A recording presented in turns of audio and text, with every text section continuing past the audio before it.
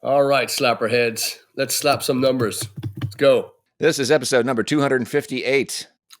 That's what I was hoping for. Boys and girls, welcome to SlapperCast. This is our weekly talk show with Blaggards. There's your host Heidi, and there's young Turbs of the Hill, and of course the Impaler, as always, in his summer black. Mm-hmm. How's everybody doing? Great. Excellent. Heidi?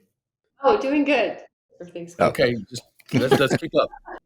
The episode before last, we were talking about Thin Lizzy, and a lot of people were talking about, because we really just we didn't even gloss over. I mean, we kind of just, like skipping stones. We just kind of, barely touched on it. But Thin Lizzy is, as we learned after that episode, is much more than that. Because we've known that, we just didn't know. But one of the things that we had decided among us was that the Black Rose album needed to, and also we need to go into depth on a lot more Thin Lizzy flavored topics, because it's so huge among the people that are fans. And we all kind of agreed that Black Rose was one of the ones that we had, Gary Moore is one of my all-time favorite guitar players.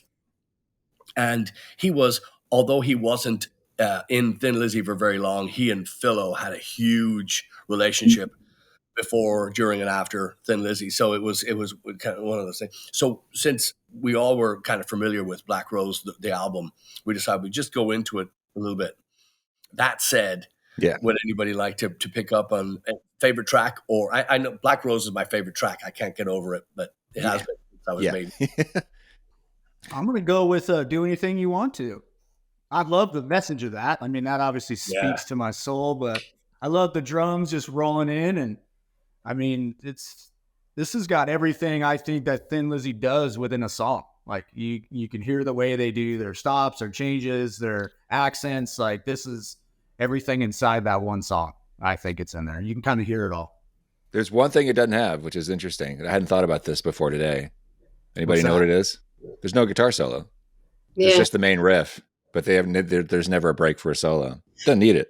But I was like, exactly, it doesn't need it. That riff, I mean, think of Boys Are Back in Town. Think of that. It's textbook Lizzy, but you're right, with no guitar. And again, I think it's a guitar solo would have, my 2 cents would have thrown a rock in the flow of that song. And just another side note too, Thin Lizzy were really, and you could tell it's so evident in this record. They were going for that American sound. So if you listen to this record, obviously not with Black Rose, but they were really going for an American sound. So they wanted that. They wanted to be alongside Bob Seger, or the Journeys, or all that stuff that was on the radio in America around that time. I was thinking, speaking of guitar solos, it leads me to my only complaint about this record, and it's a minor nitpick completely. But on Toughest Street in Town, when he gets to the bridge section where the guitar solo is, the screaming solo, amazing solo. But that riff, the da da da da da da da da da, that's underneath that, you don't really have a chance to really hear what the backing is doing. It's like, I wish they had just played that for a bit, because the riff alone is great. It would have been cool if they just jammed on that maybe once or twice and then the solo comes in. That's my only complaint. Like, oh man. I went back and listened to that a few times. It's like, that's so cool. I do think this is the last Thin Lizzy album that was put out before I was born. There's a little fun fact for you. Oh, yeah. This was done in 79. Yeah. Shots fired. So, little fun fact. Chad, can you black out his screen again? So, Heidi, give us another one. Another song.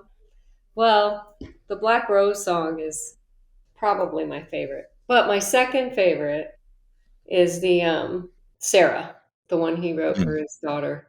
Yeah, I think it's such a bright, cheery, pure, heartfelt melody. And I think the words are great. I love the melody. It's one of those songs you can't stop listening to. You can listen to it anytime. Yeah. it's a little more simple, obviously, than the complexity of the other songs, but it still has those amazing changes that they do that nobody Mm-hmm. else does the way that they do them. So yeah, I like that one a lot. The painted rhythm that they're so known for, Yeah. So the way he takes such a simple thing and it still has that element to it that nobody else has. That's one of my favorite songs. It's one of several, well, a couple of moments on this album that makes my heart hurt, because you listen to that and it's so, it's definitely, a different flavor from their normal rock songs and stuff. And the melody, everything is just so great. It just makes me think ahead to what Philo may have been doing, throughout the 80s and the 90s and so forth, working with other people. I could see him like writing songs with other people, and just, Mm. he had so much reach and so much, so many different things in the tank. Along those lines, the other song that really hurts me, but I love it. It's probably I think next to do anything you want, it's my next favorite song on the record. Well, Black Rose, which again, you can't beat Black Rose, but Got to Give It Up. Yeah. Which, and presumably singing about needing to kick his drug habit. And you could just hear it, Mama, I'm coming home.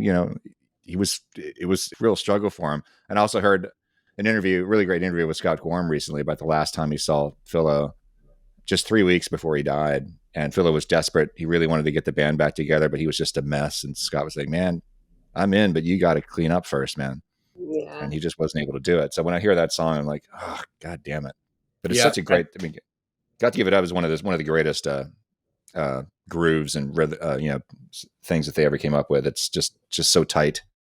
Yeah, I don't know if I mean, it's definitely up there. I mean, Johnny the Fox. I mean that groove. I mean, he put funk and rock and all. Anyway, aside on this record too. I mean, to get a full sense of how vast and how just fathomless, boundless. His Phil's writing were, his solo records were just. I mean, as a Thin Lizzy fan, you might turn your nose up at them. As a Philo fan, you're just in heaven, because songs like Jamaican Rum or Solo in Soho, or when he got Mark Knopfler in from Dire Straits to do King's Call, I was like, oh my God. His palette was just, just endless. I mean, man could go anywhere, do anything he wanted to. Perfect example. He just didn't, paint inside the lines. He's went wherever he felt it and could sell it. I didn't, wasn't fortunate enough to see Thin Lizzy. It happened with a bunch of bands. I'll go see him later. You think I'd fucking learn? No. But I did get to see Grand Slam. I got to see his last rock and roll effort before he passed. And, there's few people. I had a conversation this very morning about, I hate the fucking word. I hate the word rock star. I think that's so, Suppose the flights could be full of rock stars. Sometimes. Just can't stand that word. I hate this so much. I hate that so much. The metal bands, in these every fucking shot is this. It's just, oh my God, just do something original. Again, we're talking about, Phil Lynott. We're talking about the birth of arguably one of the best rock bands ever to walk the planet. But the conversation I had this very morning was the image. People working so hard on this image and then having zero behind it. That transparent, flimsy kind of. Phil just made his own image. He didn't even make it. He was this person that, much like Elvis, when he put that shirt, when he picked that outfit, or when he designed that jumpsuit, or when they that became its own planet. That became its own way of life. And that's what I love is you're not tied down to this specific little niche. You have to, you have to just go and really follow your heart, follow your passion, follow your, and it's so evident to me when these people are all image and there's no substance behind it. That's why I think I hate the thing so much, is because it's just been so overdone. It's been, I think 1981 might have been the last time I thought that's a good idea. Anyway, I got so sidetracked in my thing. I'm sitting, boys and girls. I'm sitting in a thong made of broken glass. So I'm not very pleasant today. Back to the Black Rose record with Gary Moore. I personally loved those two working together. Their later efforts out in the field, Military Man, they did Parisian Walkways together. It was never Gary Moore kind of said that he'd written. At one point, I thought I'd heard that Gary Moore had written the whole thing, but it was definitely a collaboration. You can tell by the way that the song is delivered. But Parisian Walkways is one of those songs. To me, it was the blueprint for Gary Moore's hit, Still Got the Blues. It was so stylistically so similar, but also the structure of it too. The way that song is just tremendous pieces of work. That's where my love for Gary Moore began, was obviously with Thin Lizzy, but going back to his early days of Skid Row and playing with, he played with Ian Pace, he played with Coliseum 2 was the name of the outfit, but I mean, played with Cozy. He had some of the best players on the planet, and he dipped his toe into heavy rock, into blues, where essentially where he really did his best work. But his work with Thin Lizzy always kind of left a yearning with me, especially just because what they could have accomplished together. But Gary Moore was a really driven player and performer. So was Phil, but Phil also had the demons of alcohol and heroin, that really derailed him in a large way, obviously. Mm-hmm. Do you know why? I mean, obviously, as you say, Gary was very driven and he had his own thing he wanted to do. Was that really the main reason why he didn't join Thin Lizzy for a longer period of time or earlier? I know he toured with him earlier, but this is the first time he actually was on the record. He toured with them and walked off the tour. He also, he didn't like Phil's. Think about it too. You got two alpha. Got two guys that can write a song, two guys that can perform well, two guys. It was obviously Thin Lizzy is obviously Phil's band, no matter what. No matter how he structured it or performed, that was his band. Gary Moore, he's not a backup guy. He's not I've seen him. I've seen him play. On the side. Videos. He played with George Harrison. He and George Harrison were neighbors in England, and George Harrison was just a huge Gary Moore fan. Fan. And he played. There's video footage of him playing with George Harrison. There's and he always did his thing. You always know it's Gary Moore. Little side note here, when you listen to Rory Gallagher, you always know it's Rory Gallagher. To me, the difference between Gary Moore and Rory Gallagher is Rory Gallagher, every song was a whole new planet, a whole new universe. Gary Moore, he did the same thing over and over, even in the blues, even in his stripped down thing. You always can tell it's him, because he's going to do a run on the guitar that you're just going to either sit down and practice or burn your fucking guitars. It just, one of the two. He's such a player, but both such huge. Anyway, so the Phil and Gary thing was, I think it was doomed from the beginning, because although they were huge fans of each other, they were huge. The respect for each other was just endless. But Phil's drug use was never ever going to be tamed. It was Jim Fitzpatrick, the guy that did the artwork for Black Rose and many other records, Jailbreaking, he said that Phil had this air of I got this, I can handle it, I can kick it, I can quit anytime I want. Got to give it up? No, he knew it, although he'd never admit it. And Gary also knew it. So a side note, another side note too, Gary Moore's impression of Phil is the funniest fucking thing. I'll try to find it. It's, oh my God. Okay, yeah. Don't leave me with your dad, right? Don't, your fucking dad's gonna come in and drive me fucking mad. Don't leave me with your dad. And of course, as my dad would come home, I'd go straight up to my old bedroom and get some kip, and leave him down there, and I could hear my dad droning on at him for hours, and he'd kill me in the morning. Because Gary Moore, right? Everything, yeah. He's got that English, that where they end every sentence with yeah, or in America it's dude, or in Dallas it's huh. Anyway, he would just go from this British accent into this raspy Dublin accent that was flawless, but it was Phil the whole way. You close your eye, you wouldn't know it.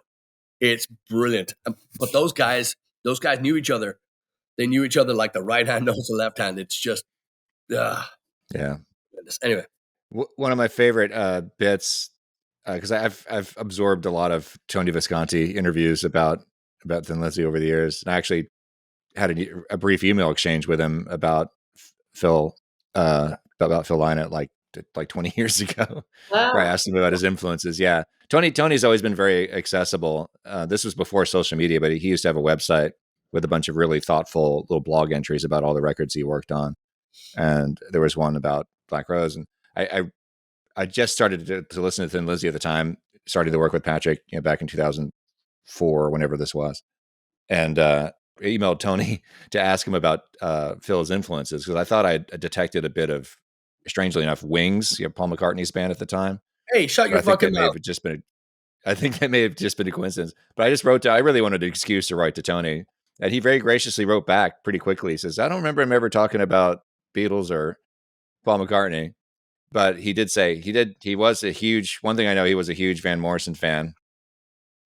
And then he added in a second reply, and Huey Lewis, which brings me to, that's the other guy who's on this record. Huey plays harmonica on a couple songs, including Sarah, which is really nice. But another story that Tony tells about that record is one of his favorite memories is watching Gary Moore work with Scott Gorham on the double leads, because all these riffs, the main riffs on all these songs were written by Gary. So as Tony says, it would have been really easy for Gary to just go in and play all the harmony parts himself. It would have taken no time at all. But he felt it was more important, obviously, for Scott to play these parts, which he did. So he sat down and Scott and Gary worked, nose to nose, working on these parts together. And Tony says it was like one of the greatest things he'd ever got to watch happen in the studio. It was just really, Gary's just a sweetheart to work with, apparently. So that's a really great story. I could so easily picture that. I wish there was like video of those sessions, Tony had worked with Thin Lizzy once, twice, if you include Live and Dangerous. But when he first worked with them, Bad Reputation, it was like working with undisciplined school kids. And I think on this record, he held them to the fire. It's like, come on, guys, let's get to work. So this was a much more focused record than Bad Reputation, which is also a great record too. But the three of us, and I don't, Turbo, you like Do Anything You Want to the best, which I hear Boys Are Back in Town in. Do you guys hear that in there? Oh yeah. Yeah. But I want to know what it is about Black Rose, Rock Legend, that makes it your favorite song. What specifically? Well, I'll begin, because I probably have the most to say. I mean, just because I talk too much is what. But Black Rose to me was the blueprint for. Now, remember, Horselips were doing this kind of stuff way before this. However, and this hurts me to say, but Irish rock, excuse me, let me start again. Irish musicians carry with them this. It's just a different. It's a different way in, if you will. It's a different path. It's a different flavor that they bring. I mean, if you're into, I was never really into the blues, you know, woke up this morning, that kind of stuff wasn't into it. However, the Rory Gallagher, Gary Moore shock, you know, that's the, you know, Rory with taste and all this. To me, that's the kind of blues I could get behind because it had so much life in it, right? So these Irish musicians were so different to me than, and I dislike Eric Clapton immensely, but his approach to the blues was boring to me. And people say great guitar. I'm sure he's a great guitar player. I'm sure he's a lovely chap. I don't like him. Rolling Stones. I heard a great quote. Shane MacGowan said of the Rolling Stones, he said, "You shouldn't fucking go to America playing Chuck Berry songs." He did. I don't think he liked the Rolling Stones either, so I'm not a fan. But their take on the blues to me was, again, kind of boring. But then you have a Jeff Beck, or you have a, you come stateside and you hear, or even AC/DC, that their take on the blues, that was perfect for me. Perfect. Kind of simplify it, put it into an anthem and submit, and then of course in the States there's so many. The Irish musicians had this different take on it, and they would always come in and then to me, Black Rose just threw everything out the fucking window. And they came at it with obviously the traditional stuff, but they also kept that rock, the backbone of that, or as our good friend Huey Lewis would say, the heart and soul of rock and roll. They kept all that stuff in there while delivering this Irish epic piece. And so as a kid, all the different avenues, short attention span and many different tunes in there. That's tremendous. That is life-changing. Because I'm still in it today. I still love it today. I don't believe that song would have been close to as good if anybody else had have attempted that. No, it was its own. It was its own. It was the birth of that. Although Horslips had done it, in many different forms before, I think Thin Lizzy, Gary and Phil perfected it. And Brian Downey, please, for the love of God, do not ever discount Brian Downey. Don't ever overlook him. Brian Downey. He's my favorite drummer of all time. Absolutely my favorite drummer. You have good taste. You talk about an unsung hero, a guy that just, no matter how many accolades he gets from this day forth, it's not enough. It's the guy has been overlooked. I mean, he's as good as any player. Watch him play. The guy doesn't fucking move. Yet everything gets destroyed. I mean, he's just a beast. He's phenomenal. Yeah. And these songs would be nothing without Brian Downey. Zero. Yeah. Nothing. Yeah, they wouldn't be there. I'm convinced. It wouldn't have the same feel. It wouldn't have the same anything. I mean, what he does is just complete mastery. Is so crisp and so complex. Like you said, he doesn't even move. But it's just like the genius of his playing. And to be that good, I mean, that doesn't just happen.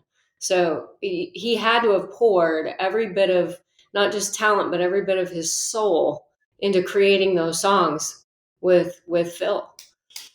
I think for me, that Black Rose stamp or the Black Rose song is like the stamp of it. It's the authentic Thin Lizzy, like all of their talent and all of what the ideas that they brought together. It's just so authentic of what the band was.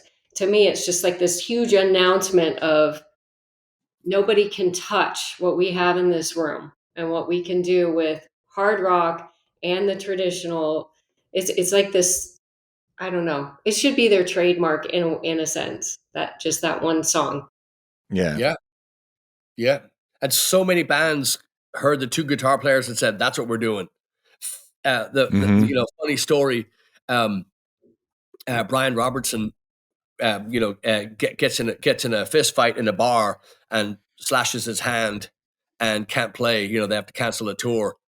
From that day on, You know, Philo said, "That's it. We're having 2 guitar players. We're never getting stuck again."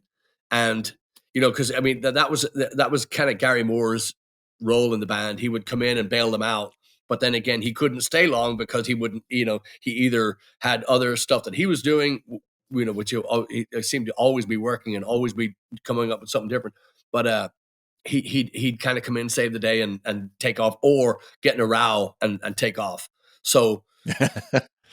Thin Lizzy, really a doomed rock and roll band, but there's a couple of in listening to you all talk about these different songs. There are certain live performances that need to be checked out. One is, and actually Brian Downey's not on it, which is heartbreaking to me. But when they're Gary and Phil with Thin Lizzy in Australia, playing at the Sydney Opera House at the outside. The story is, this is around the time the boys are back in town, jailbreak, that kind of stuff, and they're in Australia, and the radio station's doing a free show, and they had, I want to say, 10 times, 20 times, 50 times more people expected came out, and the place was just fucking. They didn't even have the PA to accommodate the crowd that showed up. It was just, it's an ocean of people, but the performance is just out of this. Oh, for fuck's sake! It said it was disconnected. No, you're good. Okay, good. So anyway, so that one is Paul Nassif, I think, is the drummer on that one. But the other one is the of course we talked about Live and Dangerous last time, but the other one is the tribute to Phil at the RDS in Dublin, where Gary Moore. I think it's called Gary Moore and Friends, but God, they bring everybody out. Eric Bell, John Sykes wasn't there, unfortunately, but Eric Bell, Brian Robertson, Scott Gorham is there, for the entire time. But it's just, and Gary Moore plays his ass off. Cool. And then the other song, S&M, off the Black Rose record, I just loved that. I just thought that was just such a grooving. And of course, controversial in its time. Of course, anything's controversial in Ireland, before 2010, I guess. I was trying to, when I was listening to that again recently, what sounds like a female voice, saying, there's nothing wrong with that, I suppose. Yes, it is. Was that an actual, because there's no woman credited on the record. Do you think that was just one of them doing falsetto? Maybe Philo doing falsetto? Yeah. Yeah, because it happens a couple of times. I was listening to it. Is that a real woman singing? I think it was Heidi. That was me at what age? 5 years old. 3, 5, Yeah. 5. Yeah. We talked on another episode a while back about hitting the record button. Paddy was like, "Oh, it's hard to hit the record button." Well, back then, it wasn't as easy, right? There's no iPhone to just hit the button. Mm-hmm. I'd be curious how many lost songs are out there from him. Like, how many ideas were just, with his addictions and things were just there and then they're gone, like moments in time. Man, could you imagine being a fly on the wall in one of those rehearsal spaces? I'm sure it's endless. Yeah. That's true with any songwriter, There's only so much you're able to hang on to. Mm-hmm. You think about the days before they had tape recorders, to do that stuff. Sorry to bring up Paul McCartney again, but he said one of the stories he tells is like back in the early days when they were used to write songs back in the day, it had to be memorable. So they would just play it over and over and over again. And if it didn't stick with them, if either of them forgot it, they were like, well, I guess that's not good enough. So I have two things to say about that. And one being, I have a little insight into the Thin Lizzy catalog, the unreleased Thin Lizzy catalog. A dear friend of mine who you've all met, a friend of mine for most of my life, Mark Kavanagh, lived in a place called Salva Park Gardens in Dalkey. When we grew up, he lived in Salva Park Gardens in Dalkey, County Dublin, Ireland. And his next door neighbor was anybody? Brian Downey of Thin Lizzy. So he lived, So he lived next door to Brian Downey, and my other other family friend were the Quirks that lived up the street from Brian Downey, and Rory, who is a phenomenal drummer in his own right. My brother Andrew is still in touch with Rory. I don't even know if Rory's still playing, but he was one of these kids that just he got the drum kit and he took off. He was great from day one, and he had taken lessons from Brian Downey. Another friend of mine who I'm still friends with today, who is besides Turbo, is another favorite drummer of mine. His name is Dominic Walsh, and he is just Groove City. This kid is. I was there when he got his first drum kit, and I was in awe the first time I heard him play, because he played along with the track. He put a girls' school record on the turntable, and he played along with it. And I was just floored, because moments before I had, got down, hit the drums a couple of times. I was like, whoa, I need some coordination here. I can't get my foot and my hand going, and he sat down and was, I mean, of course, time, definitely distorts how it happened, but I remember him being solid player. First, just a natural. And so he had, we through different avenues, we had arranged for drum lessons with Brian Downey. So Dominic Walsh, Rory Quirk, and another good friend of mine, Jimmy Shields, had also worked with Brian Downey. So, and Jimmy Shields has, I don't know if it's still, but his last project was called The Wounded Knees, excuse me. And his brother, Kevin Shields, is, of course, the My Bloody Valentine, which is, that's its own thing. I mean, huge, worldwide, My Bloody Valentine. Look him up. Anyway, Jimmy Shields' younger brother, Kevin, another drummer that you would jump off a cliff to hear. He's phenomenal, and a genius player. Anyway, I say all that because I don't know which one of them told me that Brian Downey told them. So I'm not hanging anybody out to dry, but I did hear from one of them that Brian Downey said Larry Mullen of U2 is a shit drummer. I mean, I knew that already, but one trick, one time. I mean, listen to every rhythm section. No, no, YouTube. No. So anyway, that was my, and sorry. Way too much said to forget this. The reason why I went on that fucking unending screed was, I think it was, I do. I want to say it was Rory Quirk and Dominic Walsh that heard Thin Lizzy session tapes, like just practices and stuff like that, unreleased tracks, wow, and said that they were as good as anything that they'd ever heard. So, editor, can you imagine being a student of Brian Downey? Like, you can't duplicate his rhythm. Like, those kids must have been like, well, I tried. I'm going home. It had to have just been like, wow. You'll be really surprised. You would be really surprised. I kid you not. These guys could play.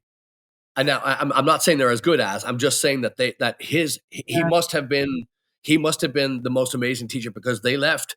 Yeah. These guys are today as good. So I had not the last Irish tour that we did. It was February of last year. I went home for a short time, and it was for a friend of mine's memorial, Barry Dunphy, who was also a huge Thin Lizzy fan, and his proximity to Brian Downey is quite kind of close as well. But I got to play with Dominic Walsh, my childhood friend, who I'm still friends with today, and I got to hear him play drums, and it wasn't the best kit I've ever heard, but one of the just best set of hands, best rhythm, best. I mean, you can tell that he has walked just even by walking by Brian Downey's house, you absorb some of. I mean, he is that He's that huge.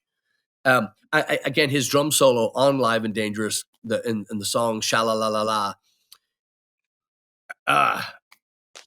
You know, that Chinatown, Do Anything You Want To, all those songs take Brian Downey out, and you haven't even got a fucking ballad. I mean, you got nothing. You got nothing. It's just, well, back to, you know, the unrecorded, you know, riffs and things that must have been happening that they just never got on tape or never got down. Like, it makes me, you know, think of how many times, Patrick, you would know probably more than anyone, how many times have you done something live that you're like, what did I do? What did I do? How can I do that every time or again? There's so much that happens on stage live that unless it was on camera and got out there, how do you do that again? I admire players that just every time they hit the stage, it's like a whole new, oh my God, what was that? Oh my God, what was that? There's a bunch of those moments that never get really redone again.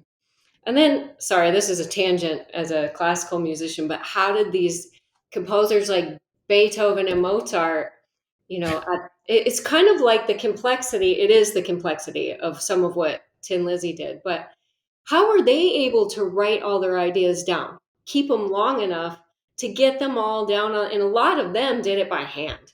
And I swear to you, the older music being like Beethoven and before and in between and whatever, so much better, in my opinion, than some of like the newer classical music. And they didn't have the technology, right? They did it all by hand. It just blows my mind. How did they pen those gigantic ideas, and not just for one instrument? I know. Entire symphony, every single little part, down to the percussion, down to like the one little 8-bar piccolo or whatever was in there, you know, the oboe and it's crazy. It's like, how did they actually write it down? Yeah, it is amazing. Yeah. I think those compositions are just as amazing to me as like the architecture of, you know, ancient times. Like, how the hell did they build that? You know, it's like looking at those compositions, like, what the hell? It's amazing. Absolutely amazing. That's like it's like a different talent. You know, I think it's one thing to be able to play it. It's another thing to be able to compose it. I just think that's its own skill. I often wonder, do you have this in your head? Like, so if you come up with this piece, Black Rose, do you have the whole thing in your head?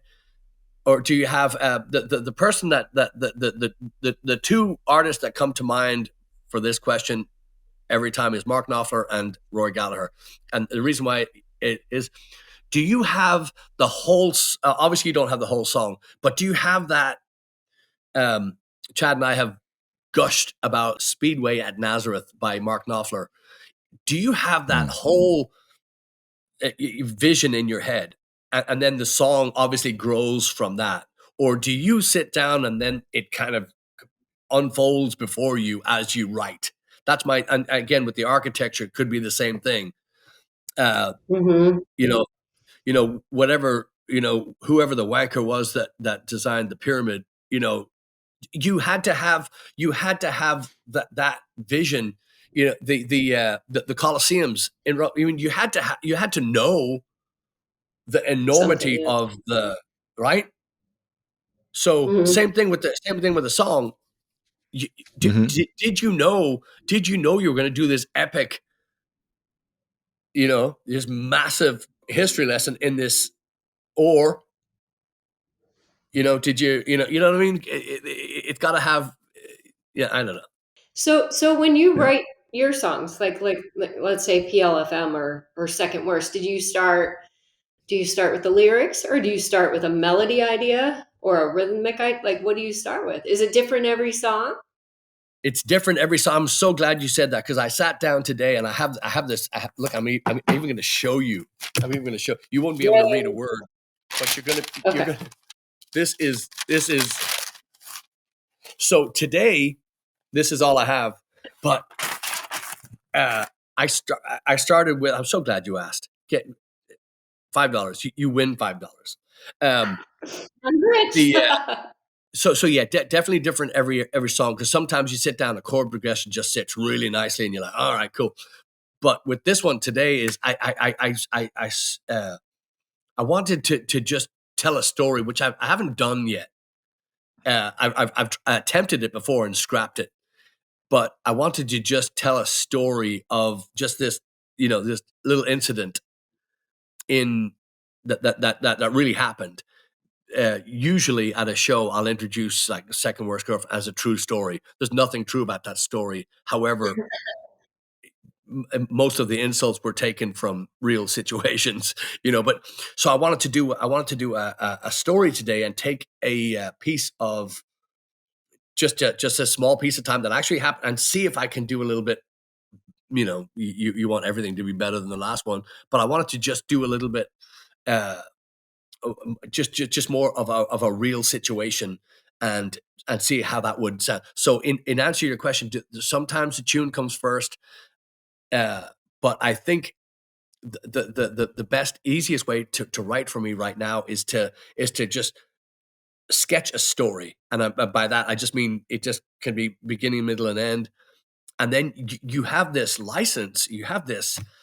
You really can put anything that you want in there because it, to make it fit. A good friend of mine, John Lennon, used to say, "Just sing it over and over and over again, and it will come. It'll kind of appear." But put that thing, and the to me these songs are, going back to the Phil Lynott way of writing. He wrote because he was incredibly well educated, took his education seriously, but he also, his love of Ireland and the folklore and the history and his relationship with the country, his love of the country was just so immense that he was able to. It seemed like, I mean, he may have another story, but it just seemed like he could just at will flood the pages with these just beautiful lyrics and heartfelt pieces. So to me that was the, going back to Gary Moore, and to me that was how I would say they were different. Is Gary Moore was this amazing. He spoke through his guitar. His lyrics on paper were not very good. I've never been a Gary Moore lyrics fan, and some of them were borderline bad. But his compositions in musically were just. And then again, Phil had some songs that didn't go as well as, I mean, you can be a huge Thin Lizzy fan, but there's some songs on there that you can, I understand now today why none of them liked Whiskey in the Jar, because I don't fucking like it, but it definitely bought a house or two. I was listening to that recently and thinking, because they're just goofing around when they laid the basic tracks for that. It was not meant to be even on the album. It was just them dicking around the studio. And you can kind of hear it in the way he's singing it. It's like he's kind of taking the piss a little bit in his delivery. Nobody would know unless you knew the story behind it that he's not taking the song seriously. And that makes me like it even more. Like, this is hilarious that there's no bass on it, which I always think is interesting. Yeah. And also in with Whiskey in the Jar, Eric Bell came up with that line, da da da da da da da da, and fucking nobody plays it as good as he does. Nobody ever played it as well as he did. Not even Gary Moore. I mean, it's just, and if you want to hear the worst version of that melody line, listen to Metallica. It's awful. Yeah. It's so bad. Yeah. It's so bad. Yeah. Yeah. Yeah. Speaking of, you're talking about Phil's knowledge of Irish history. The same interview, it was a really great interview with Scott I found from recently. It's like in the past 3 or 4 years with Scott Gorham. He talks about how passionate and proud Philo was of his Irish heritage, and one of his agendas when they first came over to the States to tour was to educate, because of course you encounter so much ignorance, even today about Ireland, people not knowing where Ireland is or that it's separate from England and not at all the same country.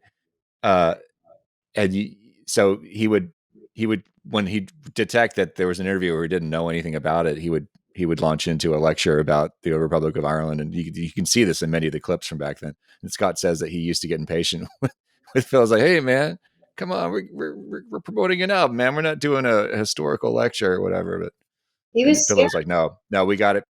People need to know.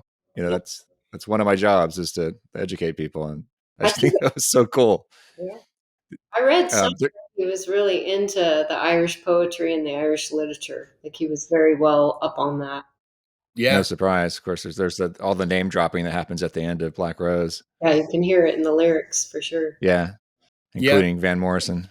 Yeah, and interviews as well. They would list Thin Lizzy as from the UK. He goes, Dublin. Yeah. Ireland. Yeah. Ireland, Yeah. Yeah, never let that slide. Never let that slide. It's kind of like having a the before you. It's not the Thin Lizzy, right? It's Thin Lizzy, right? Yes.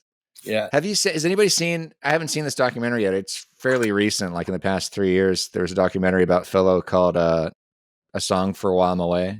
Yeah. Or "Songs for a While I'm Away." I haven't seen that. Have you watched I haven't seen that yet, but yeah, I haven't seen it. I want to track that down because that'd be something to talk about on the show too down the line. Yeah. But I saw the trailer for it, and there is a bit in the trailer of him very testily correcting an American interviewer saying, "No, the Republic of Ireland." When somebody, I think they said he was saying, "Oh, that's so English." He goes, "No." Yeah. I'm sure that happened all the freaking time. Like anybody would, you just, yeah. Anyway, so I beg you, if you're listening, if you're watching, if you're just go listen to Black Rose. Listen to it start to finish. It is, it's definitely not their best work as far. I mean, because different mood, different time of day, blah blah blah. I would start with the song Black Rose. I would start with that as number one, and just give yourself time to and listen to it with the headphones on. Please don't listen to it on your fucking phone. Just pay attention to the complexity in that number, and then also just the beautiful lyrics throughout the whole song, and even if you're not a rock fan, it's such a beautiful record, start to finish.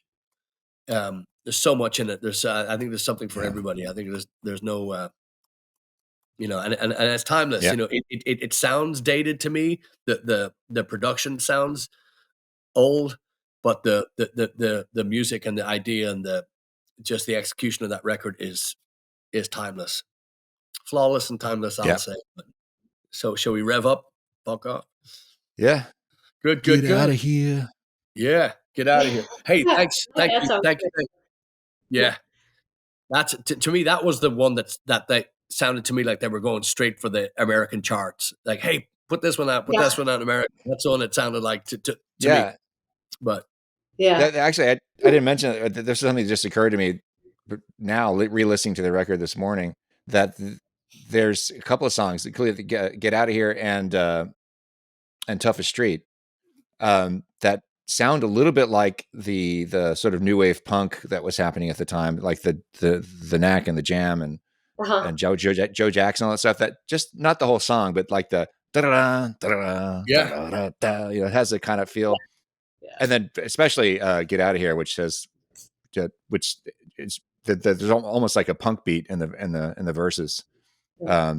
It's I could totally picture Joe Jackson singing that. Get on.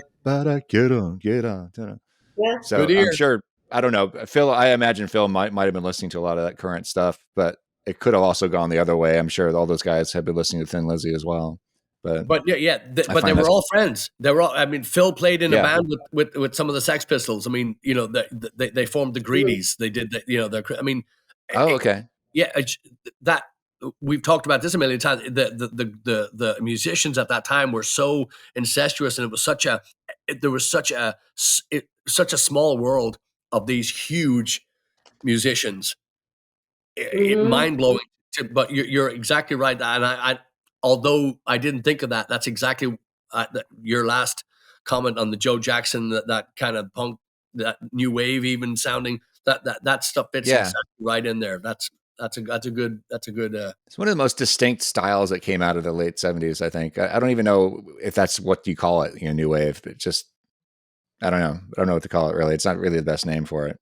Listen to the Boomtown Rats. Also, I mean, on that note, if you put on any Boomtown Rats record of that era, you're gonna, your mind will be blown on how close, yet totally separate. They wouldn't be played on the same. Well, they probably were, but it doesn't sound like a good pairing for the same radio program at the time. But they would have been played on the same thing, and those guys knew each other well. Phil does a great Bob Geldof impersonation as well. If you're in. This is my Bob Geldof impersonation. Okay. You have to. Say goodbye, Philip. But you guys got to get back gosh. to work. Yes. This conversation is going to continue. I'm sure we'll be talking about Thin Lizzy quite a bit in this channel, as we always have. But hey, everybody's been the last show we did about Thin Lizzy, we had a lot of great comments from people. Nick Donahue, really appreciate your tips for Gary Moore, things to listen to. We'll be talking more about Gary in the future, but please be chatty in the comments. There's a lot to be said about this band, and I'm sure this conversation will never end. I would love to hear people's take on the Black Rose record, and also if you like that, also listen to Emerald by Thin Lizzy. Also listen to Don't Believe a Word by Thin Lizzy. Also listen to Gary Moore's Wild Frontier record. It's kind of like the you remember back in the shops they used to have, if you like this cologne, you'll love this one. That one. To me, the Gary Moore's record Wild Frontier is kind of like the knockoff version of Black Rose. And he was tipping his hat to Phil, and this was around the time. This is after Phil had passed, but his plenty of stuff to listen to. I'd love to hear what you think about it, and I think everybody could find stuff on there that you'll really attach yourself to, not just lyrically, not just musically, but it's just a great record, start to finish. Black Rose. Yes. Thank you for listening. All right. Thanks, y'all. We'll see you next week. Cheers.